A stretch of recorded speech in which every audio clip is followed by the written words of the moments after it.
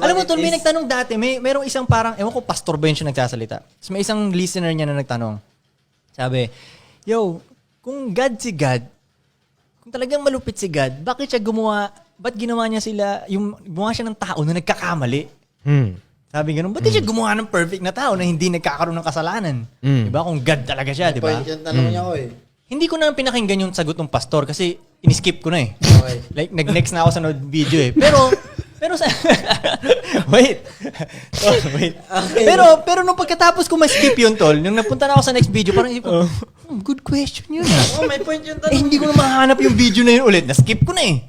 Pero good question yun ah. Parang fuck. Tapos medyo umano sa akin yun. O nga no, bakit pa hindi gumagawa si God ng perfect na tao? Ba't si Adan yung ginawa niya o si Eva na nagkakamali? Di ba? Parang ganun.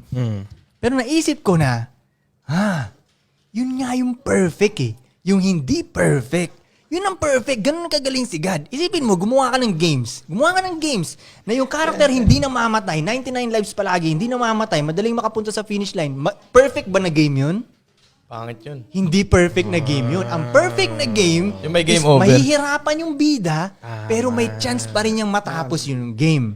May chance pa rin ha. May game hindi over hindi din. yung sobrang hirap matapos yung game. Yes. Ngayon, ma-apply mo rin siya sa totoong buhay. Kasi ang buhay, kung titingnan mo naman, may chance talaga na marating mo yung top, pero mahirap siya.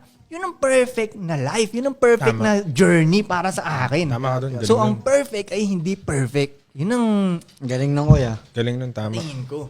Paano mo nga naman ma-appreciate yung perfect kung lahat tayo dito perfecto? Oo, yun na nga eh. Wala nang perfect nga naman, no? So matali si Wala GOD, namang alam na agad ni GOD yung dati na, pag ginawa kong At yun perfect, ang balance. Hindi perfect Oo, yun. Tama, pag ginawa ko masyadong perfect ang Earth, boring yung Earth na magagawa ko. Di ba? Isipin mo, happy family lahat.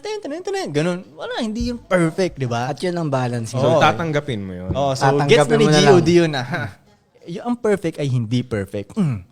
Magkamali kayo dyan. Boom, di ba? Yun. Tama. So, ang balance ay hindi balance. Tama. The more na mas frustrated ka sa balance, the more na mai-imbalance ka siguro eh, no? Sa tingin ko nga tol, ang fair ay unfair eh.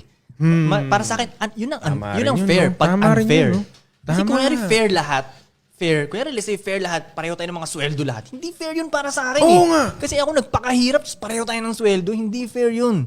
Diba? Ang fair, nagpakahirap ako, sa akin yung mas malaking fair is pera. unfair. diba? Yun. Fair is unfair. Ang Perfect fair is imperfect. Oh, yun. Balance is imbalance. Sheesh! Oh, Sheesh! That's crazy. crazy.